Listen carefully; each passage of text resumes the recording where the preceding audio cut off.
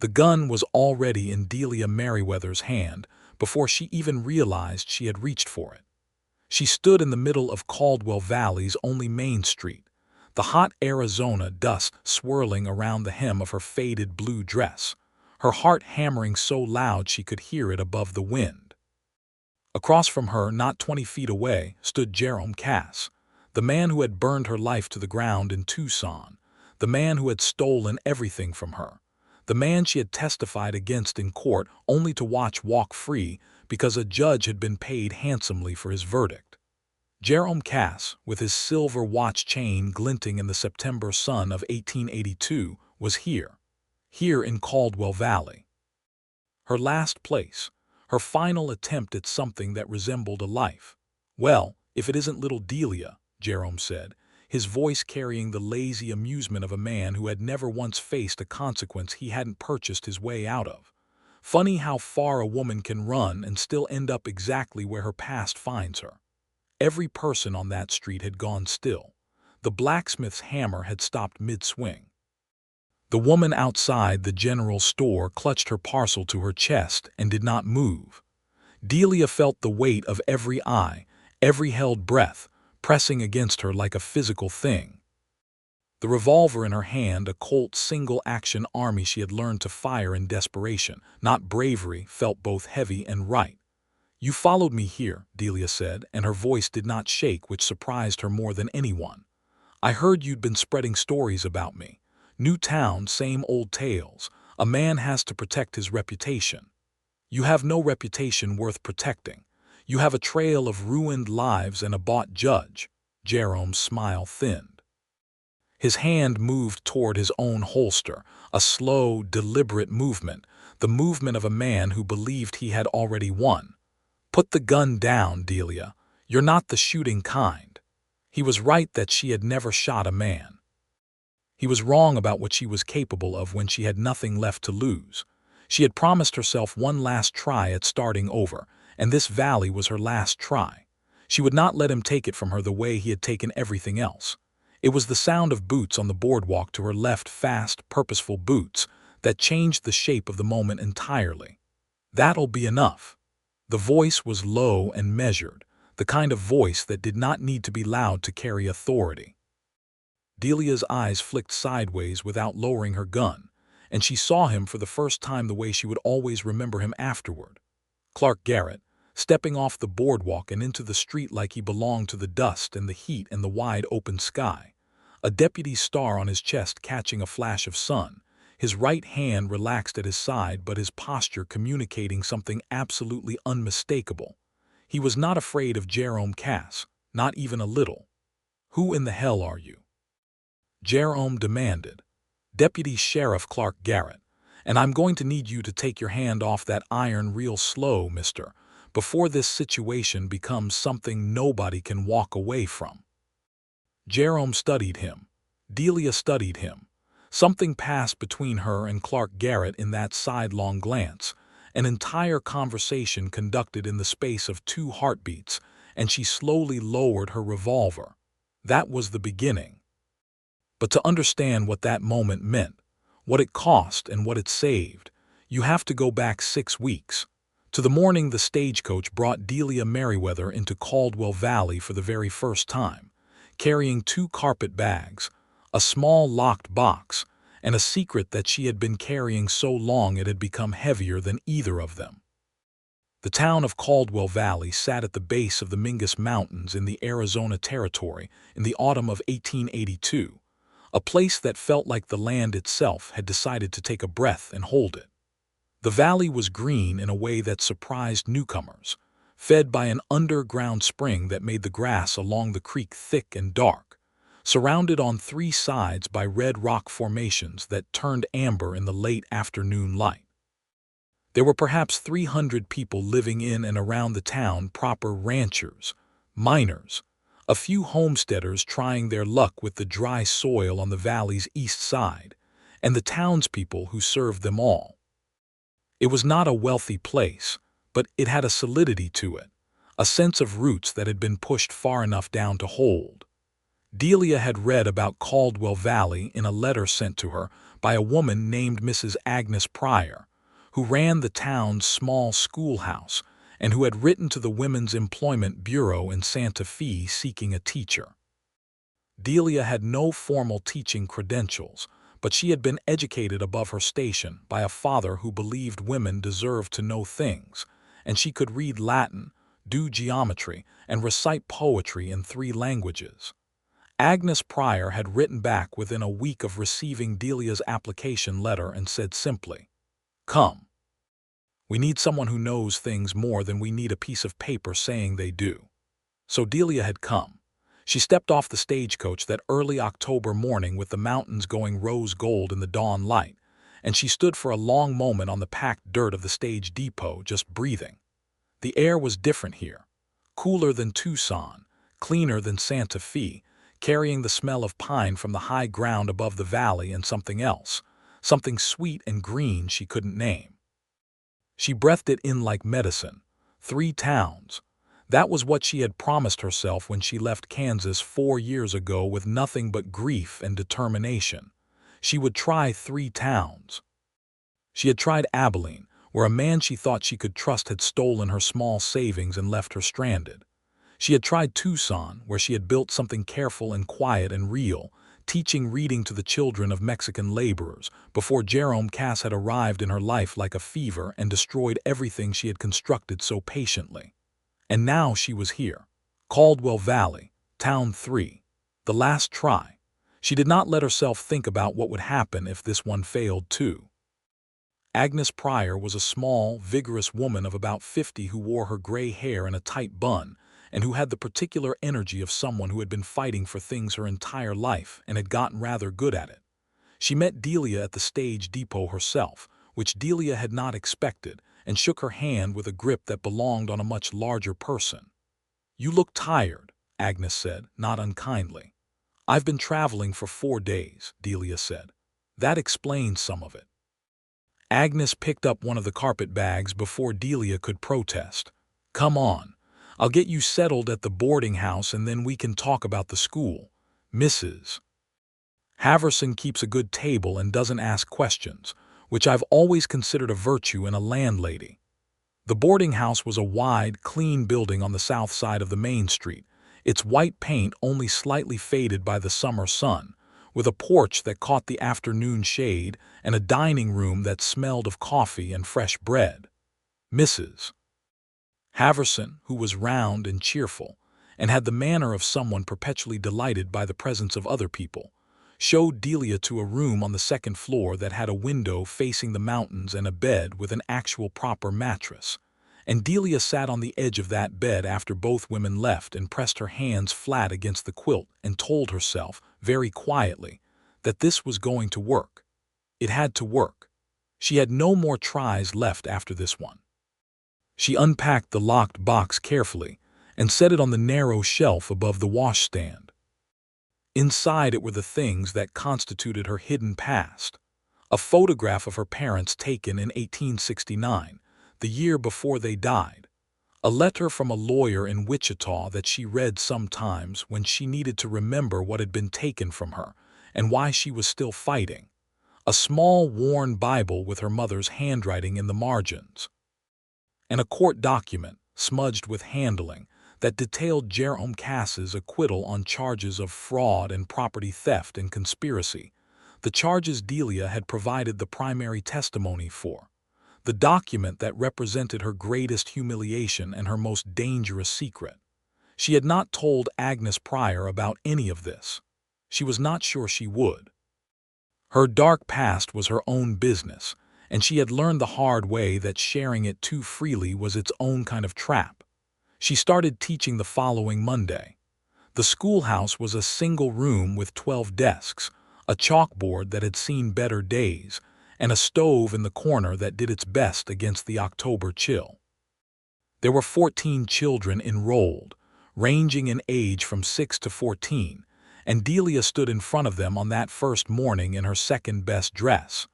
Her best one was being preserved for circumstances that might require looking respectable under pressure, and felt something she had almost forgotten how to feel. purpose. The specific quiet joy of having a reason to get up and do a thing. The children were curious about her.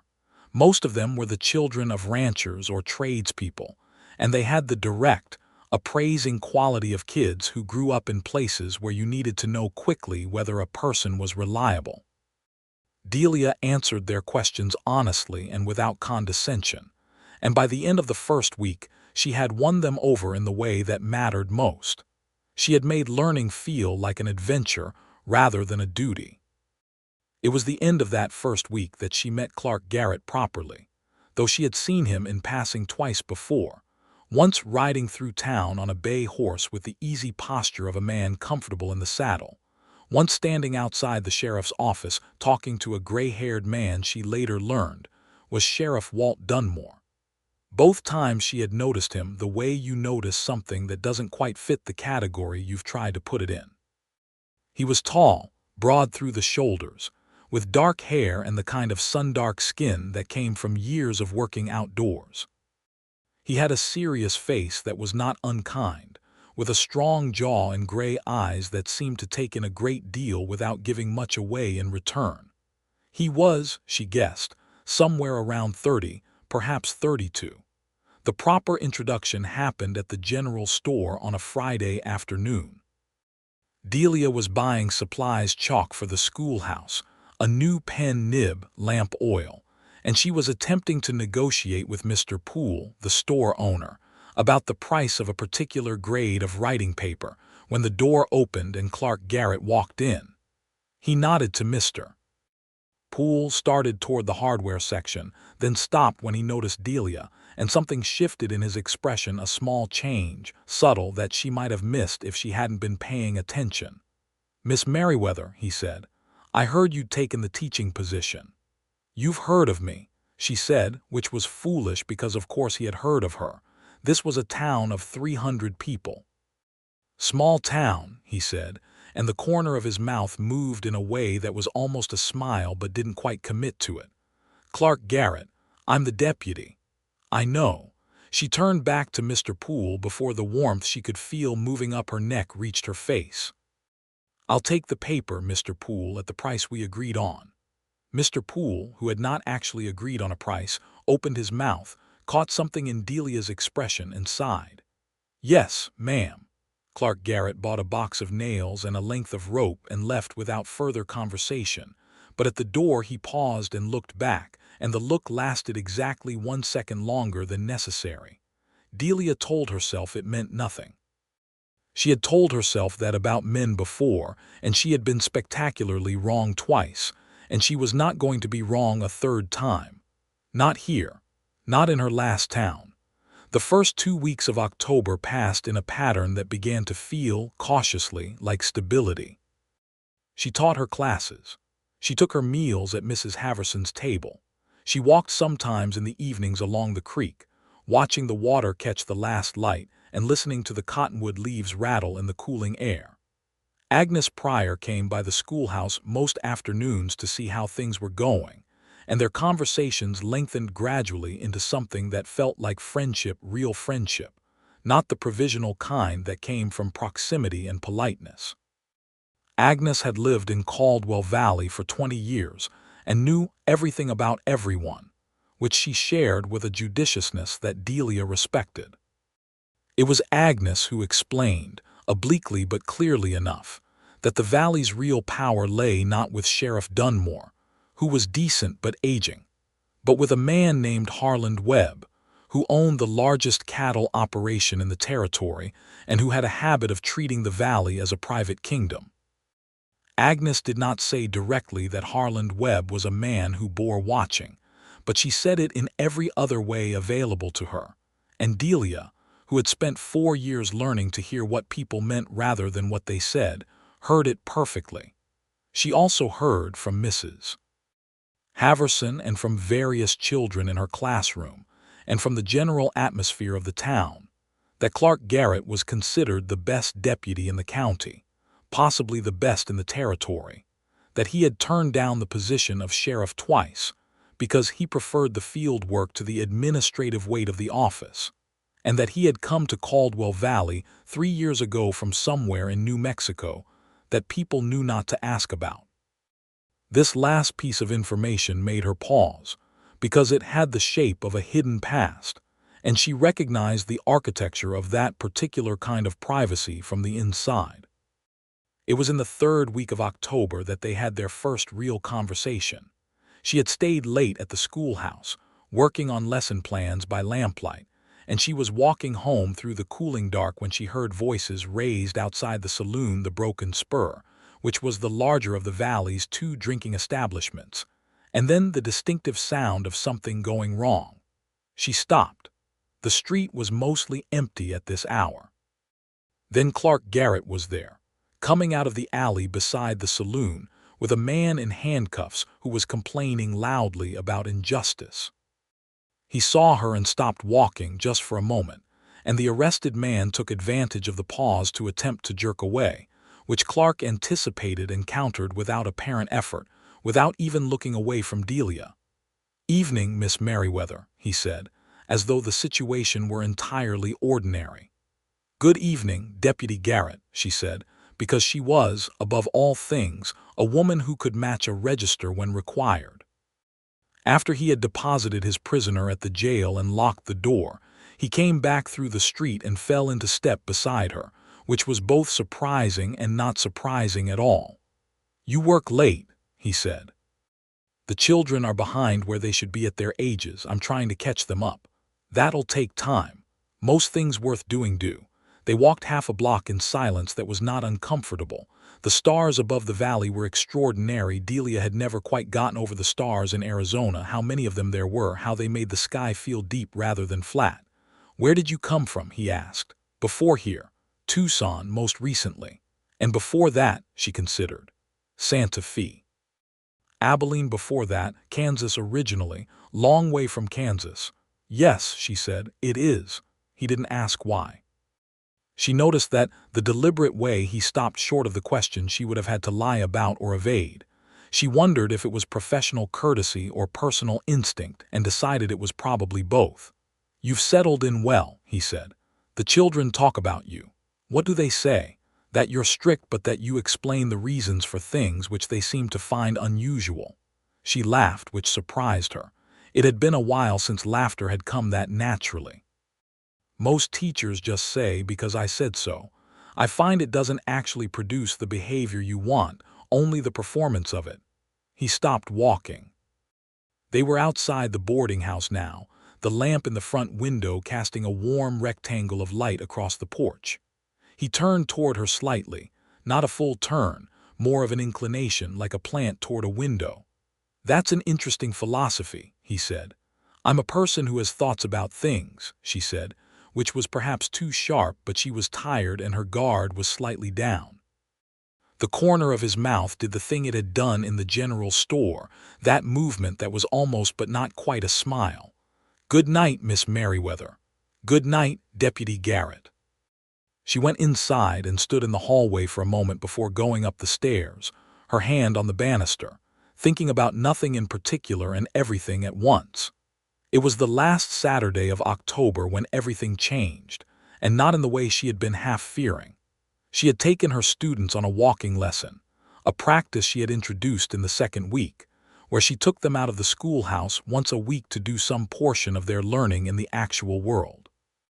That Saturday she walked them up to the edge of the Webb Ranch, not trespassing, just standing at the fence line to study the grazing patterns of the cattle herd for a lesson in counting, and in the mathematics of livestock management, which was, she had correctly calculated, the kind of practical mathematics their parents would approve of. She was in the middle of explaining the relationship between carrying capacity and acreage when one of the younger children, a 6-year-old named Tobias, the son of the blacksmith, simply walked under the lowest fence rail and trotted toward the herd. Everything happened quickly after that. A bull separated from the group. Tobias, realizing his error, froze instead of running, the way children sometimes did when frightened. Delia had already lifted her skirts and gone through the fence herself, which was not a dignified maneuver, but was the only one available, when a rider came from the west at a hard gallop, cut between the boy and the bull with practiced precision, and turned the animal back toward the herd in the span of about 10 seconds.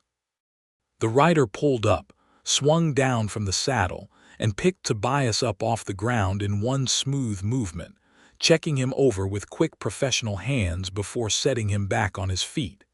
It was Clark Garrett. He had been riding the fence line on the Webb property. She learned later he did so regularly as part of his duties, since the Webb Ranch was the source of most of the territory's disputes, and he had seen the situation from 200 yards out. He handed Tobias back through the fence to the waiting, wide-eyed cluster of other children, then turned to Delia, who was standing just inside the fence line, still holding her skirts above the dust. "Are you all right?" he asked. "I'm fine." "Is Tobias?" "He's fine, scared but fine." She let her skirts drop and looked at him, really looked at him at close range for the first time. Up close he was more weathered than he looked from a distance, with fine lines around the corners of his eyes and a small scar running through his left eyebrow that she hadn't noticed before. His eyes in the full October sunlight were not quite gray. They were more like the color the sky went just before a storm, a kind of silver blue with a darkness behind it. "Thank you," she said. "That was quickly done. That bull has done that before. I should have reported it to Webb last week." He looked at Tobias through the fence, and the look on his face was something she hadn't expected to see: genuine concern, unperformed, the kind that came from a person who actually cared about things rather than performing the caring for an audience.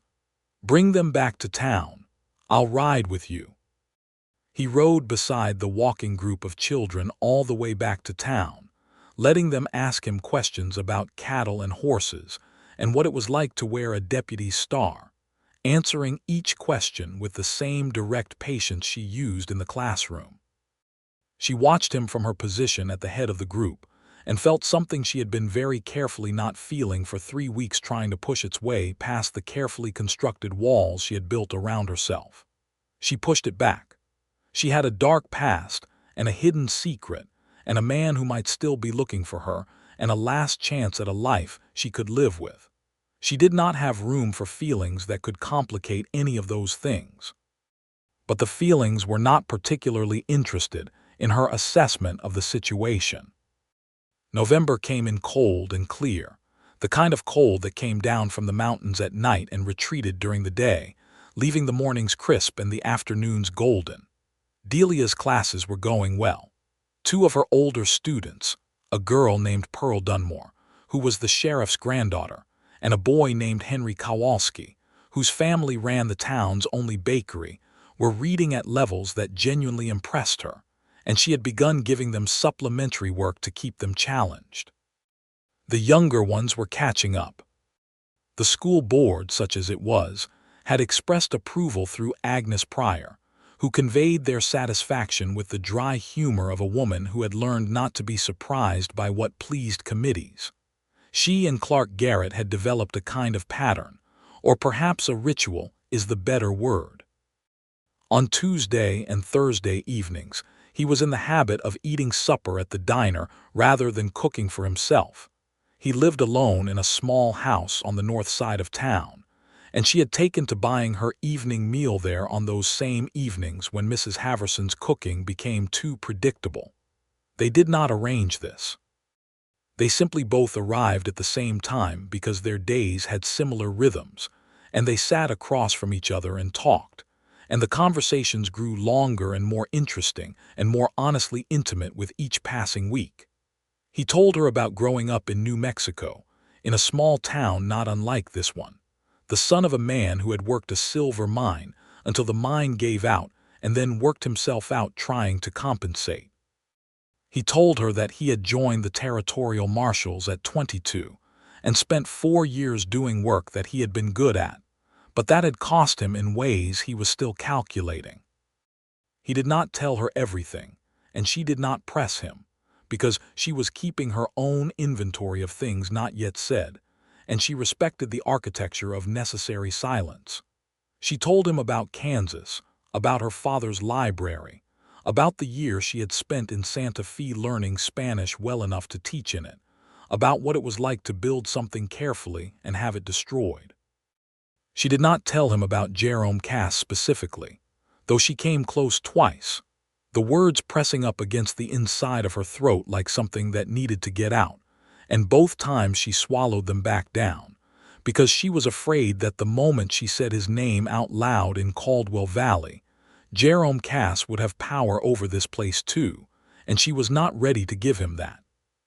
The thing that had been building between her and Clark Garrett was not the explosive, dangerous kind of attraction she had experienced before, the kind that burned bright and fast and left damage. It was quieter and more persistent, like the underground spring that fed the valley. You couldn't see it working, but it was the reason everything in this place stayed green. She noticed it in small things, the way he always stood so that she was not facing the street with her back unprotected, which was a law enforcement instinct that he probably did unconsciously. The way he listened to her when she talked, not waiting for his turn to speak but actually listening. The way he had never once treated her opinions as less interesting than he would have treated those of a man saying the same things. She noticed the way she felt when he laughed, genuinely laughed, not the polite chuckle he gave most people but the real thing, which was rare, and which she seemed to produce more reliably than anyone else she had observed. She told herself that noticing these things was simply observation, and that observation was not the same as feeling, and she half believed it. The crisis came in the second week of November. It came first as a rumor, then as a confirmed report, then as a reality she was standing inside of. Harland Webb had filed a petition with the territorial government to have Caldwell Valley's existing water rights reassigned to his ranch operation, which would effectively dry up the underground spring that served the town and the smaller homestead operations. The petition had, according to the document Agnes Pryor showed Delia with shaking hands, already been provisionally approved by a territorial commissioner named Gerald Ash. "He's bought the commissioner," Agnes said, flat and furious. "The way these men always buy whoever they need to buy." Delia stared at the document. The language was precise and legal and clearly drafted by someone who knew exactly what they were doing. She felt a cold recognition moving through her chest. She had seen this before, this particular shape of corruption, this specific method of using legitimate-looking paperwork to strip people of what was rightfully theirs. "What does Sheriff Dunmore say?" she asked. "Walt is a good man, but he's 63 and he's been talking about retiring for a year. Harland Webb knows it and has been patient. Clark is the one who's been pushing back." Agnes folded the document. "There's going to be a town meeting tonight. You should come." The town meeting was held in the saloon, the only space large enough with the chairs pushed back and people standing 3 deep along the walls. Delia had not attended a town meeting since Abilene, where she had watched a room full of people be talked out of their own best interests by a man with a smooth voice and a convincing manner, and she came to this one with all her defenses up. Clark Garrett stood at the front of the room with Sheriff Dunmore and presented what he knew clearly and without embellishment. The petition was real, the provisional approval was real, but it could be challenged legally if the town could produce documentation of the prior water rights going back far enough. The challenge had to be filed within 30 days. He had already written to a territorial lawyer in Prescott who specialized in land rights. He was waiting for a response. Harland Webb was also in the room. He was a big man, broad and red-faced, with the particular confidence of someone who had never been told no by anyone he couldn't afford to ignore. He stood near the back with 2 of his ranch hands flanking him like decorative statuary, and he said nothing during Clark's presentation, which was somehow more intimidating than if he had argued. After the meeting, when people were filing out with the tense, pressured energy of a community confronting an existential threat, Delia found herself beside Clark Garrett in the clearing room. "The documentation he needs," she said. "Water rights records. Where would they be?" He looked at her sideways. "Territorial Land Office in Prescott if they exist. There may be some here, the original settler records, the homestead filings, We'd need someone who knows how to read legal documents." "I know how to read legal documents," she said. He was quiet for a moment. "The original filings would be at the county recorder's office. It's closed for the weekend." "Is it locked?" "I have a key," he said slowly. "Then perhaps you should let me look at those records," she said.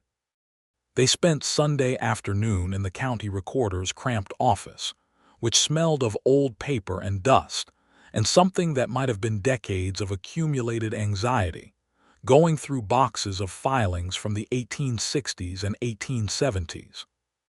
It was close, methodical work, and it should have been tedious, and it wasn't because they talked while they worked, not about what they were looking for at first, but about other things, about history and law and the specific injustice of systems designed to protect property, conveniently forgetting to protect the property of people who had less power than the person doing the taking.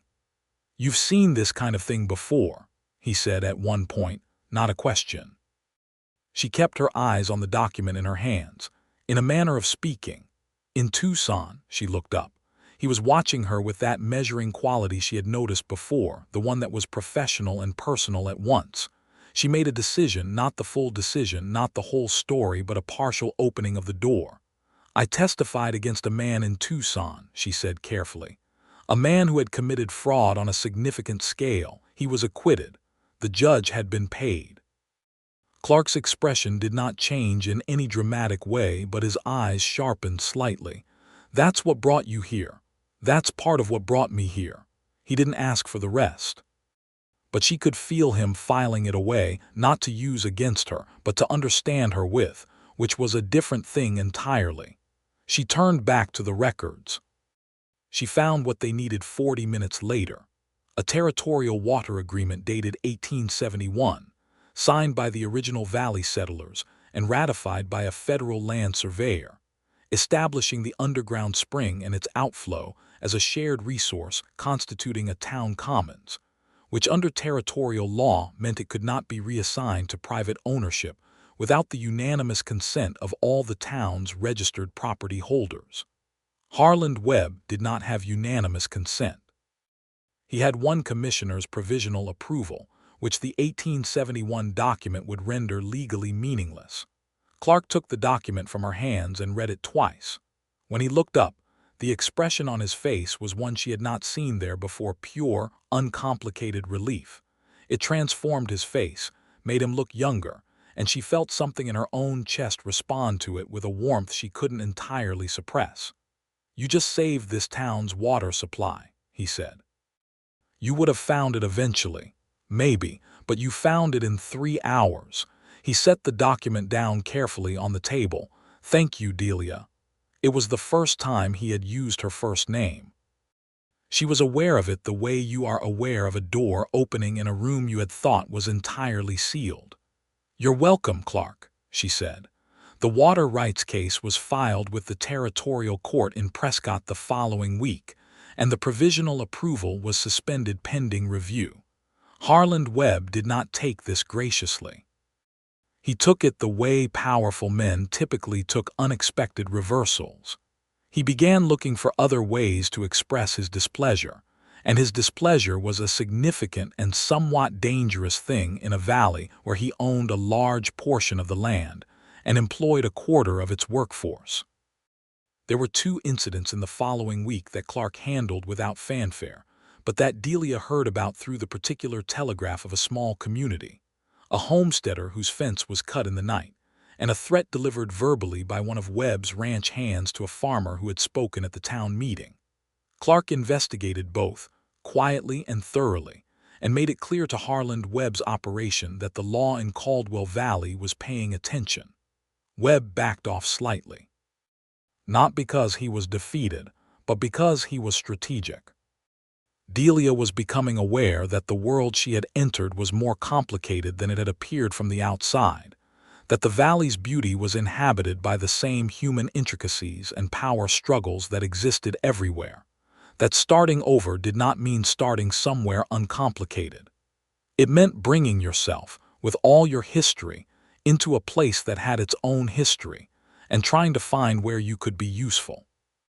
She was also becoming aware that she was falling in love with Clark Garrett in a way that terrified her. Not the performative terror of someone who didn't want to feel it. The genuine terror of someone who had been badly burned and who knew, with the particular clarity of hard experience, that the next fall would be her last one. She had no more reserves. If she let herself fall and it went wrong, if he turned out to have a hidden motive, if he was not what he appeared to be, if she trusted him with the full weight of her story and he recoiled or, worse, used it, she would have nothing left to build with. So she was careful. She was warm and genuine, but she kept a precise interior distance, a maintained space, a carefully tended gap between what she felt and what she showed. It was exhausting, maintaining it, but she had become good at exhausting herself in the service of self-preservation. Clark seemed to sense the gap, though he said nothing about it. He was patient in a way that was not passive. It was the patience of someone who understood why the distance existed and was not going to try to close it by force. The letter came in the third week of November. It came to the boarding house, addressed to Delia Merriweather, no return address, with a Tucson postmark. She stood in the hallway with Mrs. Haverson's lamp casting yellow light over the envelope, and felt the cold certainty of someone who knows what a thing is before they open it. Inside was a single sheet of paper, and on it were written 6 words. "I know where you are, Jerome." She sat on the edge of her bed for a very long time after reading it, holding the paper in both hands, feeling the careful structure she had built over the past weeks vibrate with the specific frequency of threatened things. He had found her. He had always been going to find her. She had known that, somewhere below the level of conscious thought, since the day she left Tucson. Jerome Cass was not the kind of man who let loose ends remain loose. The question was what he intended to do about her, and the question underneath that was whether she would run again or stay. She had promised herself this was the last try, but she had also promised herself she would not be someone who let Jerome Cass dictate the geography of her life indefinitely. She did not sleep that night. She lay in her bed with the lamp turned low and the locked box on the shelf above the washstand and the letter in her hand, and made her decision somewhere in the small, dark hours before dawn. She was going to stay. She was going to stay and teach her children and help this town fight for its water rights and see what this valley was made of. And if Jerome Cass came looking for her, then she was going to face him instead of running, because she had run long enough and running had not solved anything. It had only changed the address of her fear. She told no one about the letter. Not Agnes, not Mrs. Haverson, certainly not Clark. She kept going to school. She kept teaching. She kept having her Tuesday and Thursday dinners at the diner where Clark Garrett sat across from her, and they talked about everything, except what they both wanted to say. She practiced with the revolver every Saturday morning behind the boarding house when the street was quiet, because she had decided that if she was going to stay, she was going to do it with the capacity to defend herself, and Mr. Poole had sold her a box of ammunition without comment, which she considered a small mercy. Clark noticed the calluses developing on her right hand, which was unavoidable given the amount of time they spent together at the diner. He looked at them one Thursday evening when she reached across the table for the salt, and then he looked at her, and she met his gaze without explanation. "You know how to shoot?" he asked. "I'm learning," she said. "There's a difference between knowing how and shooting straight under pressure," he said. "I'm aware." "I can show you," he said. "If you want." She thought about refusing. The warm, careful, dangerous part of her said yes before the cautious part could finish its objection. The following Saturday morning, instead of the solitary practice behind the boarding house, she met Clark at the edge of town where the creek curved south, and he spent 2 hours showing her things about the Colt single-action army she had not known. How the cylinder turned, how to read the resistance in the trigger, how to control her breathing, how to find the stillness inside the noise. He was a careful teacher, precise and patient, correcting her stance without making her feel clumsy, explaining the reasons for each adjustment the way she explained the reasons for her classroom rules. At one point he stood behind her to correct her grip, his hands over hers, and the contact was so careful and so deliberately neutral that it made her heart hurt in a way she hadn't anticipated. "Like this," he said quietly, adjusting the angle of her wrists.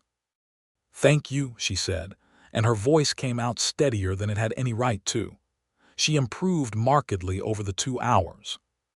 By the end of it, she was hitting her target, a pine board she had propped against a rock with reasonable consistency, and the cold knot in her chest that had lived there since the letter arrived loosened very slightly. They walked back toward town afterward, and the morning had warmed, and the creek was catching the light, and the cottonwoods were bare of leaves now, but their white bark was beautiful against the red rock. And it was exactly the kind of morning that made it possible to believe that good things could be permanent. "Why are you learning?" he asked. She had decided to tell him part of the truth. "Because I have a past that may not be finished with me," she said. "I'd rather be prepared than not." He was quiet for a moment. "In Tucson, yes. The man who was acquitted." She looked at him. He was watching the creek, his profile serious in the light.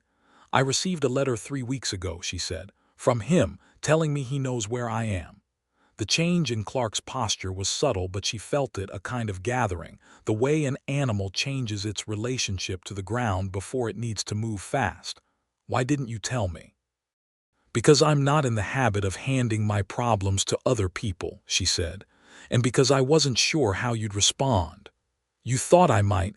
I didn't know what you might do. I don't know you that well."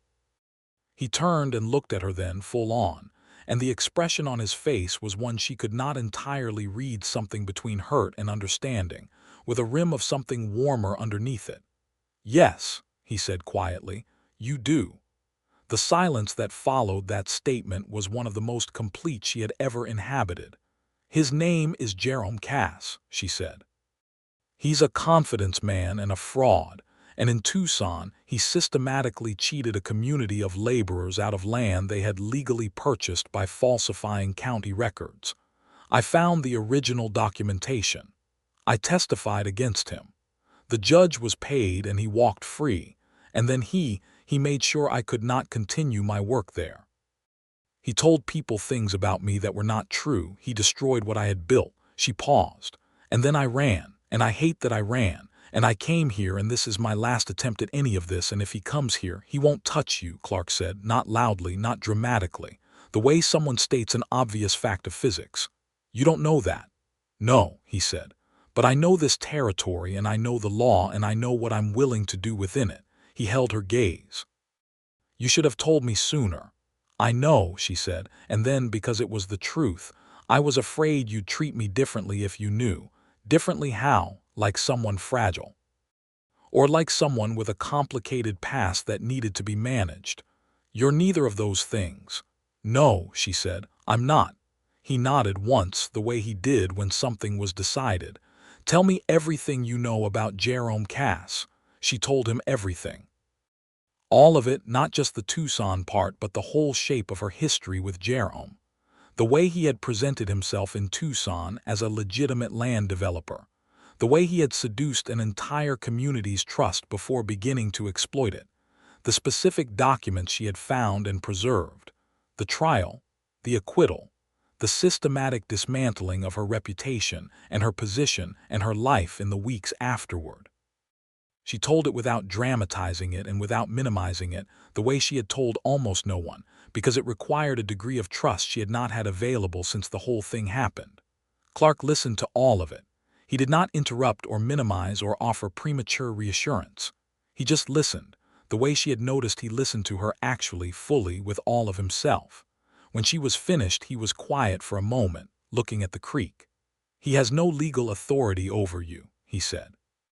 "Whatever his intentions are, his options are limited by what the law will bear, and the law here is a different judge than the one he bought in Tucson. I'll wire the territorial marshal's office in Prescott and flag his name. If he comes into this jurisdiction, I'll know it. I'm not going to run," she said, needing him to hear it clearly. "Good," he said. "I wouldn't let you." The warmth in that last sentence, the quiet certainty of it, moved through her like the heat of a stove on a cold morning. She let herself feel it for exactly 3 seconds before she packed it away carefully for later. 3 days later, Jerome Cass arrived in Caldwell Valley on the Tuesday morning stage.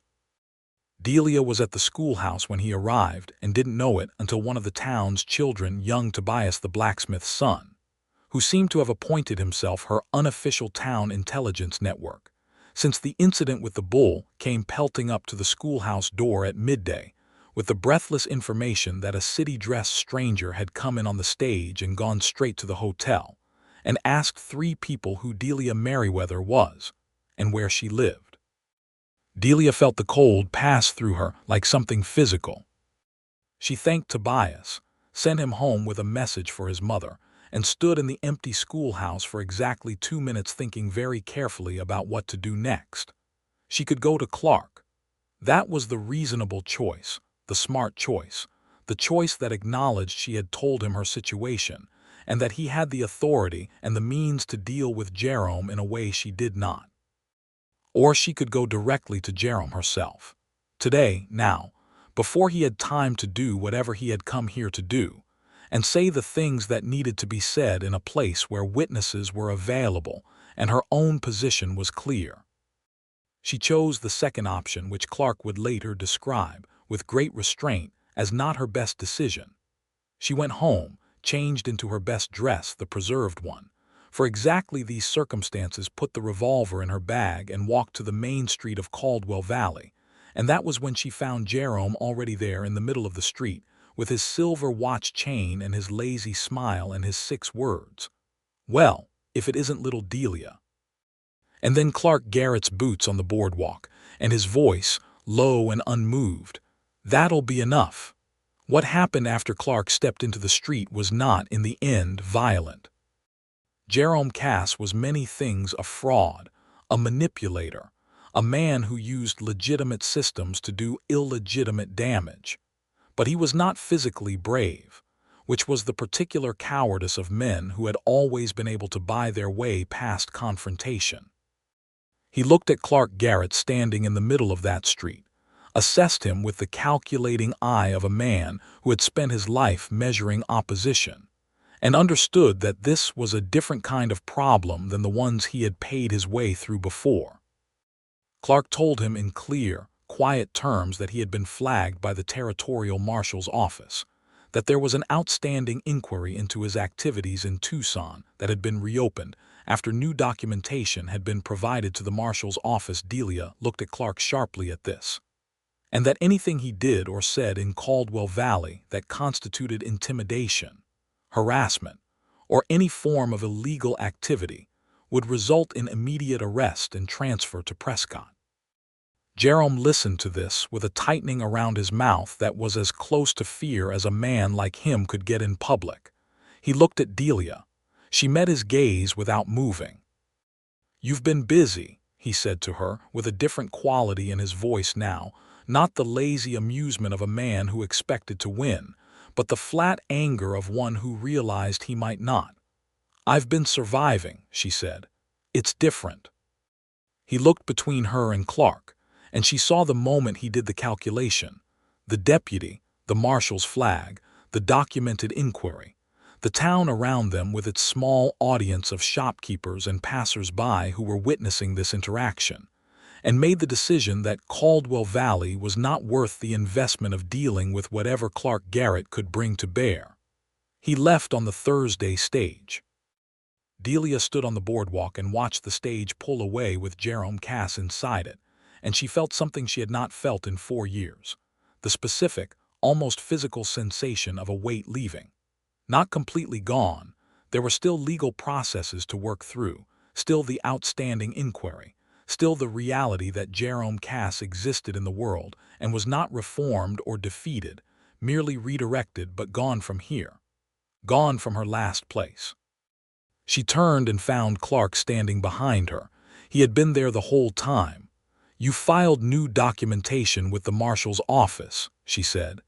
"After you told me your story, I made some inquiries. Your original court documents still existed. The lawyer who had represented the community Jerome defrauded had kept copies. I sent copies of everything to the territorial marshal with a formal request to reopen the inquiry." He paused. "I should have told you I was doing it." Yes, she said. You should have. I was afraid you'd say no. She looked at him for a long moment. Why didn't you tell me what you were doing instead of just doing it? Because I was trying to protect you, he said, and I went about it wrong. I should have asked what you wanted instead of deciding for you. He said it directly without deflection or self-justification, and she heard in it the same quality she had heard when he listened to her at the creek, genuine accountability, the kind that was harder than any other kind. Thank you, she said finally, for all of it, and next time ask. Next time, he said with that almost smile, I will. They stood in the November sunlight outside the boarding house, and the stage carrying Jerome Cass was gone around the bend of the road, and the valley was very quiet. I'm staying, she said, though he hadn't asked. I know, he said. She looked at him. He was looking at her with the full force of those storm-colored eyes, not looking away, not tempering it with professional distance or careful neutrality. And she felt the careful wall she had maintained with such exhausting precision for 6 weeks begin to develop cracks at its foundations, because it had been built to keep out things that were threatening, and what she was looking at was not threatening. What she was looking at was the opposite of threatening, which was, if anything, more dangerous. I don't know how to do this, she said quietly, meaning all of it, meaning the impossible thing of trusting again, of letting someone be real in her life after what real people had cost her. I know, he said, neither do I particularly well. You have a past too, she said. New Mexico, the thing people know not to ask about. He was quiet for a moment. I had a partner, he said. In the Marshalls, we were close. He was killed because of a decision I made that turned out to be wrong. I spent 2 years deciding I didn't deserve to be trusted with anything important. He met her eyes. And then I came here, and I've been doing the work in a place small enough to see the consequences, and I've been trying to figure out if I can trust my own judgment again. She absorbed this. The shape of his hidden past fitted alongside the shape of hers, the way two damaged things sometimes fit together, not because damage is beautiful in itself, but because it can produce a kind of understanding that wholeness doesn't reach. We're both trying to figure out if we can trust ourselves again, she said. Yes, he said. I suppose we are. The November wind moved down from the mountains, carrying the cold and the pine smell and the particular clean quality of air in a place that was still worth fighting for. And Delia Merriweather looked at Clark Garrett in the main street of Caldwell Valley and made a different kind of decision than any she had made in a very long time. Not the decision to run or to stay or to fight, the decision to reach towards something instead of away from it. I'm going to need help, she said carefully, learning how to let someone be part of things. I've been doing everything alone for a long time and I don't know how to stop automatically. I'm not in a hurry, he said, and I'm not going anywhere. The water rights case is still pending, she said, which was not precisely a response to what he had said but contained everything she needed it to contain. It is, he agreed. We should probably talk about it, at dinner. Tuesday, she said. Tuesday, he agreed. And then with the almost smile becoming, for the first time, an actual full smile which transformed his face so completely that she had to look away for a moment. Or tomorrow, if you're free. She was free. She had dinner with him the next evening and the evening after that, and the comfortable ritual of twice a week became something else, something more frequent and less carefully bounded, without either of them declaring that it had changed, simply because it had. December came, and with it, the results of the territorial court's review of the water rights case. The 1871 document Delia had found held. Harland Webb's petition was denied. The commissioner in Prescott who had provisionally approved it was placed under administrative investigation. The underground spring and its outflow remained a town commons, protected by the original agreement that had made Caldwell Valley a community rather than an appended piece of someone else's property. The town celebrated in the way small towns celebrate important victories, not with large gestures, but with an accumulation of small kindnesses and expressions of relief, people stopping each other in the street to say with feeling what they would normally say in passing, Mrs. Haverson making an elaborate Sunday dinner that she charged no one for. Agnes Pryor appearing at the school with a letter of commendation from the County Board of Education that she delivered to Delia with the dry satisfaction of someone who had been proven right about a judgment she had made. That evening, Clark came to the boarding house with his hat in his hands, which she had noticed was what he did when he was nervous, held his hat in his hands rather than wearing it, and asked if she would walk with him. They walked along the creek in the early winter dark, the cottonwoods bare and white against the dark sky, their breath making small clouds in the cold air. "I want to say something," he said, "and I want to say it plainly because I think we've both been careful for long enough." She waited. "I love you," he said. "I have been in love with you since approximately the second week of October when you outnegotiated Mr. Poole on writing paper, and I've been trying to do the right thing about it, which I determined was giving you time and space to decide what you wanted without pressure from me. But I want you to know it, because I think you should know it." The creek moved beside them, dark and cold and constant. The stars above the valley were extraordinary. "I love you too," she said. "I have been frightened of it because of what the last time I trusted someone with anything cost me, and I've been managing the fear carefully, but it hasn't actually changed the fact." She turned to face him fully. "And I'm done managing it. I'm tired of being careful with things that are true." He reached for her hand in the dark, and she gave it, and he held it in both of his the way he had held the revolver to correct her grip, carefully and with full attention. And she felt the last of the carefully maintained interior distance close, like a door that had never quite fit its frame and was finally, for the first time, properly shut. He kissed her there in the cold beside the creek, and it was nothing like the things that had been broken in her history, nothing like the performances of feeling she had experienced before. It was simple and warm and honest, and it tasted like the specific truth of two people who had both spent too long alone with their damage and had finally found someone worth the risk of opening up again. The weeks that followed were the happiest of Delia's adult life, which was a thing she recognized with a certain wonder, as though happiness were a country she had visited briefly in childhood and returned to after a very long journey and found more real and more detailed than memory had preserved it. They were not reckless about it. This was 1882, and Caldwell Valley was a small, God-fearing community, and they conducted their relationship with the propriety the context required, which was not a hardship, because what they had did not need haste or spectacle to make itself known. The town was aware of it within 2 weeks in the way towns are aware of everything, and the reaction was largely approving.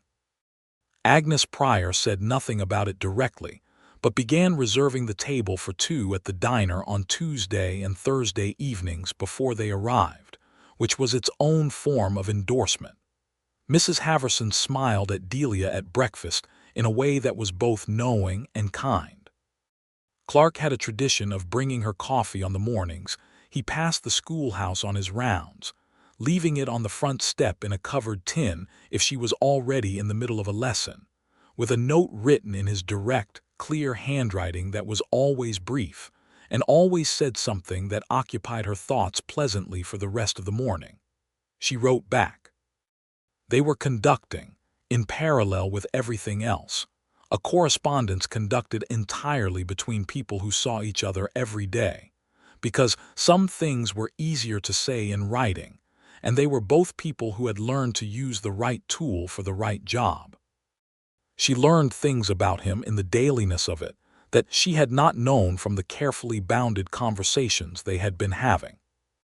He was an extraordinary cook, a skill he had developed out of necessity on the trail, but that had become a genuine interest, and he made her a meal one Sunday afternoon in his small house on the north side of town that made her understand food differently, made her see it as care expressed in a form that bypassed every defense and landed directly in the place it was aimed.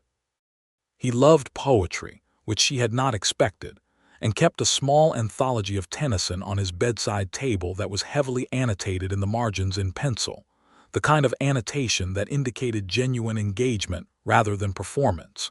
He was quietly, consistently funny in a way that did not perform itself dry and precise, and timed with the exact patience of someone who knew when the thing would land and was content to wait for it.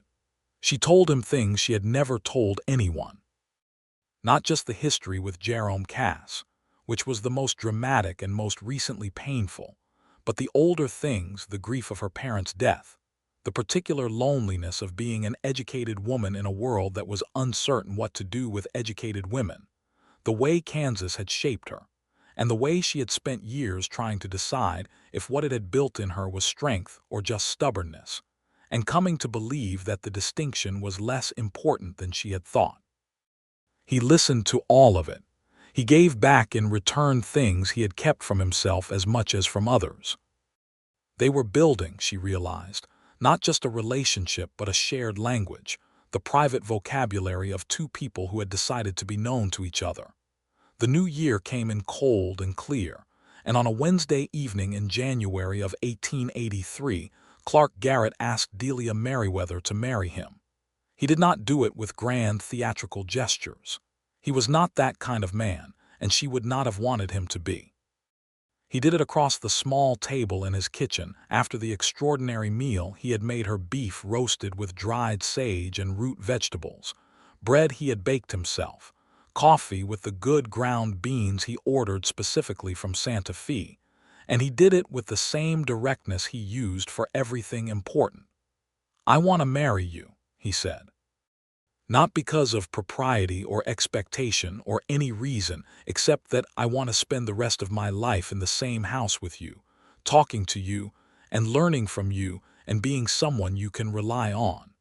And I want that to be a formal and permanent commitment that nobody can take apart." She looked at him across the small table with its two plates and its lamp burning warm between them, and she thought about the locked box on the shelf above the washstand at the boarding house, the letter from the lawyer, the court document, the photograph of her parents. She thought about Abilene and Santa Fe and Tucson and all the careful building and all the destruction and all the miles of running. She thought about the promise she had made herself. One last try, this valley, this place. "Yes," she said. "I want to marry you." They were married in March of 1883 in Caldwell Valley's small white church at the north end of town, on a morning when the mountains had a last coat of snow on their upper reaches, but the valley itself was beginning to show the first green of early spring. Agnes Pryor stood beside Delia. Sheriff Dunmore stood beside Clark. Mrs. Haverson cried openly and without embarrassment from the third pew, and the town's children, who attended in a body and who had been given the morning off school for the occasion by the very teacher whose wedding it was, were for once in their collective life entirely well behaved. The minister said the words. Delia and Clark said their words, looking at each other in the particular way of two people who have made an irreversible decision and are quietly joyful about its irreversibility. The rings were exchanged. Clark had ordered Delia's from a silversmith in Prescott, a simple band with a small engraved pattern of leaves and water, which was specific and considered and perfect. His own ring was plain silver, because he was a plain silver kind of man, which was one of the things she loved most about him. They moved into Clark's house on the north side of town that same week, and Delia carried her 2 carpet bags and her locked box across the threshold of it, and Clark watched her set the locked box on the shelf in their bedroom, and did not comment on it, because he understood by now what it contained and what it represented, and understanding was the only response required. She put her father's photograph on the mantel of the sitting room fireplace. Clark put a photograph of his own beside it, not one she had seen before, a small daguerreotype of an older woman she recognized immediately as his mother from the shape of the eyes and the set of the jaw. They stood side by side on the mantel, and the house that had been a man's solitary quarters became, in small and cumulative ways, a home. She continued teaching. The school board, with the mild surprise of a committee that had expected to need to make an adjustment, found that the new Mrs. Garrett showed no inclination to give up her position, and after a brief consultation with each other and with Agnes Pryor, who was brief and decisive about it, they decided that a married schoolteacher was not an unprecedented arrangement in the territory, and that Delia Merriweather, Delia Garrett, was the best thing that had happened to the Caldwell Valley School in 15 years, and they had no intention of losing her over convention. Clark was promoted to acting sheriff in April, when Walt Dunmore finally retired to the small house he had been promising himself on the east side of the valley for 2 years. The promotion was not a surprise to anyone. Clark accepted it with the characteristic directness of a man who saw clearly what a job entailed and had decided he was prepared to do it, and he hired a deputy, a young man of 22 named Esteban Ruiz, the son of one of the valley's Mexican homesteaders, who was sharp and honest, and who Clark spent considerable time training the way a good mentor trains someone he believes in. The inquiry into Jerome Cass's activities in Tucson, which had been reopened with the documentation Clark had provided to the territorial marshal, concluded in the summer of 1883. Jerome Cass was tried in a Tucson court before a judge who had not been paid for his verdict, and convicted of fraud and property theft on multiple counts. The sentence was 4 years in the territorial prison in Yuma. Delia received the official notification in a letter from the territorial marshal's office on a Tuesday morning in August, and she sat at the kitchen table with the letter in her hands and felt the specific sensation of a thing being properly finished for the first time. Clark came home for midday dinner to find her there with the letter on the table in front of her, and he read it, and he put his arm around her from behind and held her for a long moment without speaking, and that was exactly right. "It's done," she said. "It's done," he agreed. She opened the locked box that evening for the first time since she had moved it to their bedroom, and she took out the court document, the original acquittal, the document of her greatest humiliation, and she walked to the fireplace and put it in the fire, and watched it burn entirely before she went back to the kitchen to help Clark make dinner.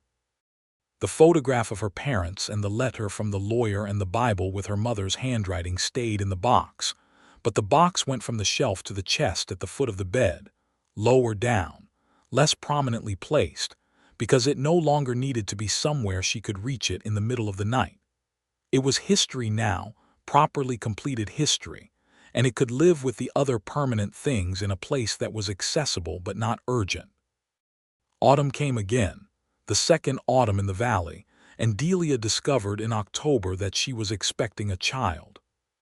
She told Clark on a Sunday morning when the mountains were dressed in their best fall colors, the higher slopes showing patches of aspen gold against the dark green of the pine, and the air in the valley was crisp and bright and smelled of wood smoke and turning leaves.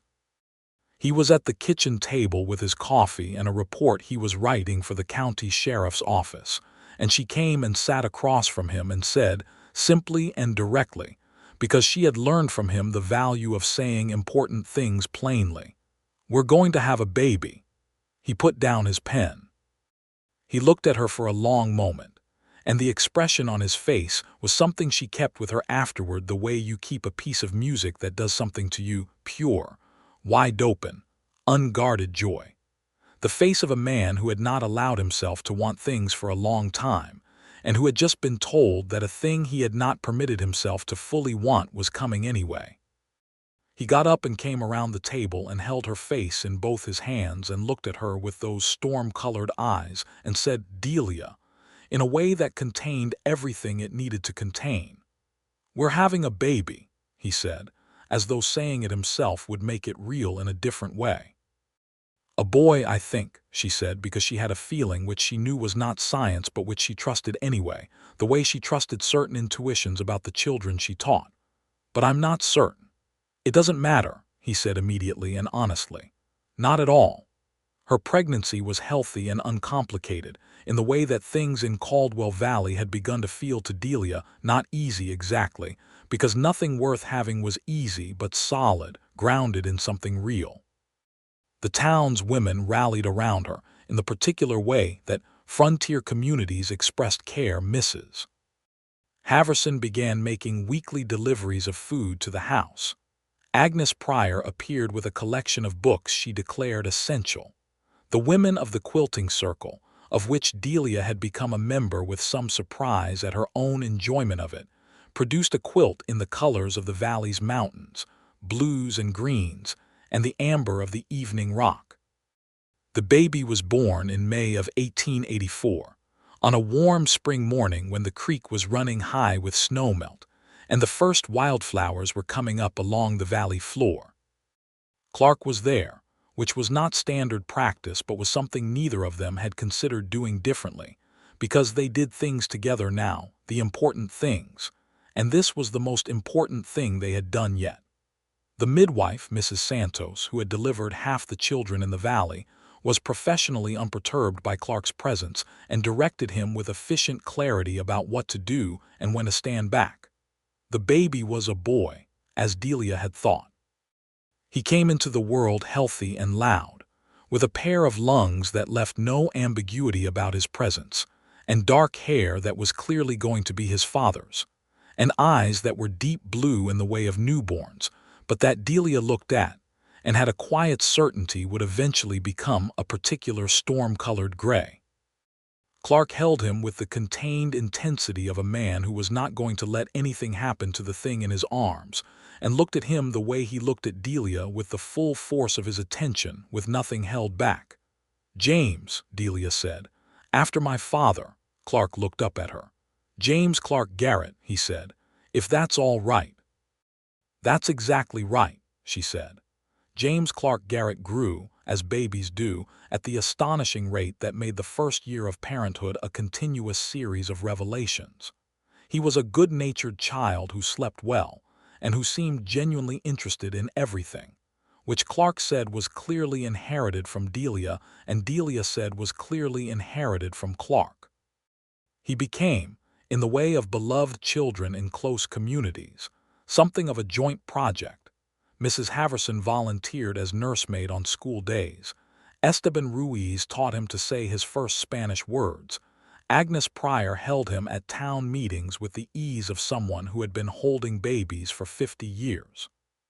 Pearl Dunmore, who had been one of Delia's most gifted students, passed her entrance examination for the Territorial Teachers College in Prescott that fall with the highest marks in the region, which Delia received as one of the great satisfactions of her professional life. She wrote Pearl a letter that she labored over for 2 days, because she wanted to get it exactly right, to say the things she wished someone had said to her when she was 17 and intelligent, and heading into a world that was not entirely sure it wanted what she had to offer. Pearl wrote back from Prescott a month later. "Mrs. Garrett, I carry everything you taught me. Not just the reading and the mathematics, but the part about explaining the reasons for things. I think that might be the most important thing I know." Delia folded that letter and put it in the chest at the foot of the bed beside the locked box, because it belonged with the things that mattered. By the time James was 2 years old and toddling around the kitchen with the concentrated determination of a very small person on a mission he could not yet fully articulate, Caldwell Valley had changed in ways that were cumulative and significant. The water rights victory had encouraged other challenges to Harland Webb's dominance. 3 more homesteaders had successfully defended land claims against Webb's operation, and a new territorial representative from the county had taken up the issue of property rights for smaller operations as a political platform that proved unexpectedly popular. Webb was not defeated. Men like him rarely were, not completely. But he was contained in a way he had not been before, and the valley had a different character because of it, something more like a genuine community and less like a private holding. Clark had been elected to a full term as sheriff in November of 1884, with a margin that surprised him and no one else. He took the work seriously in the way he took all work seriously, with a thoroughness that was both professional and personal, because he had staked his sense of his own trustworthy judgment on this place and this work, and he intended to justify that stake. Agnes Pryor retired from the school board at the end of 1884, not from the life of the community, which she fully intended to continue engaging with at top speed, but from the specific administrative work, which she had, she said, done long enough.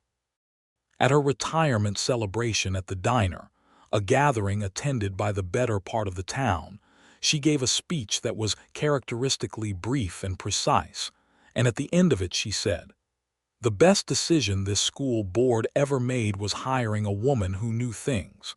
I recommend continuing to make that kind of decision." Delia was pregnant again by spring of 1885, and this time she knew before she said it that the feeling was different, which she took to mean something different, and she was right. In January of 1886, they had a daughter, born in the same bed where James had arrived, with the same midwife and the same mountain air outside the window, and the same concentrated, grateful attention from Clark, who held this one differently than he had held James. Not more or less carefully, just differently, the way you hold different precious things according to their individual character. The little girl had Delia's coloring fair, with light brown hair and wide-set eyes that were green-gray, the specific shade of the creek in October. Clark looked at her for a long time before he said anything, and then he said, "Eleanor, my mother's name." "Eleanor James," Delia said. She had the habit, begun with James, of giving the children both the names they needed. "Eleanor James Garrett. Are we giving her a middle name for a boy?" Clark said, with the slight lift of tone that indicated the real smile was coming. "Your mother's name is already in there," Delia pointed out. "She can have your family name too. Balance." He laughed, the real laugh, the one she had been producing more reliably than anyone for 3 years now, and kissed her on the forehead and looked at Eleanor with the expression that was by now deeply familiar and still moved her every single time she saw it. And life in Caldwell Valley continued to accumulate itself around them in the way that life does when it is, finally, properly rooted. The years had a rhythm now that Delia recognized as home. The school terms and the seasons and the small events of a community's ongoing life. The disputes and celebrations and losses and arrivals that constituted the texture of belonging somewhere. James started school at the Caldwell Valley schoolhouse and found on his first day that his mother was his teacher, which he received with the equanimity of a child who had always known this was coming and had decided in advance to be fine about it. He was, in fact, fine about it. He was a patient, observant child who listened carefully and asked very good questions, which his teacher treated with the same interested directness she gave all her students. Eleanor was different, quicker, louder, more immediately present in any room she entered, with a laugh that was all her father and a stubborn streak that both parents recognized with the sheepish acknowledgement of two people who could not reasonably complain about stubbornness in their offspring. She was fearless in a way that sometimes required management and was always extraordinary. By the time she was 4, she had opinions about everything and stated them without hesitation. And Clark said to Delia one evening, watching Eleanor instruct her brother on the correct way to organize rocks by size, that he suspected they were raising someone who was going to change things. "Of course she is," Delia said. "So is he. So are all of them if we do it right." That was the year Delia started an evening school for adults in the valley, women and men who had never had the opportunity for formal education, including several of the Mexican and Apache families in the region who had been consistently excluded from the educational opportunities available to others. She held the classes 2 evenings a week in the schoolhouse, and they were, from the beginning, full. She taught reading and writing in both English and Spanish, mathematics, and because she believed it mattered, the history of the land they were all living on, including the history of who had been here before and what had been taken from them, and what the ongoing injustice of that taking looked like in practical terms. Clark supported all of it without reservation, which she had known he would and which still felt, every time, like something important. He was a man who had learned, through his own hard history, what it cost to get things wrong, and he brought that learning to everything he did: his policing, his parenting, his presence in the community. He made mistakes because he was human, and he acknowledged them with the directness that was simply who he was, and corrected course, and she loved him more for the correction than she had for the original rightness, which was perhaps the most honest thing she had ever understood about love. One evening in the summer of 1888, when James was 4 years old and Alina was 2, and the house on the north side of town had grown with an added room to accommodate the family's increased occupancy, and the accumulated books and papers and artwork and general evidence of lived life, Delia was sitting on the porch in the cooling evening air watching the last light leave the mountain peaks when Clark came and sat beside her and handed her a cup of coffee without being asked. Because he knew what she wanted without asking, which was still one of the things that moved her most about him. They sat in comfortable silence for a while. The valley was at its evening best, the creek sound carrying on the still air, the cattle in the far pasture of the homestead down the road settling for the night, the sky going amber and then rose and then deep purple above the mountains. "Do you remember," she said, "the morning I got off the stagecoach?" "I do," he said. "I saw you from across the street. You stood there for about a full minute just breathing." She looked at him. She had not known he had seen that. "I was trying to decide if this place was safe," she said. "Is it?" he asked. She looked at the mountains and the creek and the light and the valley that had become the most real thing she had ever inhabited. She looked at the man beside her, who had given her back her belief in her own judgment, in the possibility of trust, in the specific and irreplaceable value of a person who would stay. "Yes," she said, "it's safe." He took her hand, the same way he had taken it in the dark beside the creek on the November evening before everything that came after, and held it in the way that was not dramatic or theatrical, but that was simply his and hers and permanent. "You kept your promise," he said quietly. She had promised herself one last try at starting over, and this valley was her last try, and it had been. And it had worked, not because life in Caldwell Valley was perfect, because it was not, because nothing was, because perfection was not what you looked for in a life. What you looked for was something true and rooted and shared and worth the work of it. It had worked because she had stayed when she wanted to run, and because she had told the truth when she wanted to keep secrets, and because she had reached towards someone instead of away, and because Clark Garrett had been exactly who he appeared to be, which was the rarest and most valuable thing she had ever been given. The stars were coming out above the valley, all of them, the way they always did in Arizona, making the sky deep and real and full of things that were permanent in a way that made the human scale of things feel both small and important at once. Inside the house, James called out something to Alina in the particular tone of an older sibling attempting to assert authority, and Alina responded in the particular tone of a younger sibling who was having exactly none of it, and their voices carried through the open window and settled around Delia and Clark on the porch like something that was better than anything she had known to hope for. She had come to this valley with 2 carpet bags and a locked box and a secret and a promise and nothing else, and she was here now with all of this house, this man, these children, these mountains, this valley, this rooted, growing, complicated, deeply loved life. She was home. For the first time and the last time and permanently, she was home. Clark squeezed her hand. She squeezed back. The stars came out above Caldwell Valley one by one and then all at once, the way they always did, making everything below them both small and bright and exactly as real as it needed to be. The creek ran on. The mountains stood.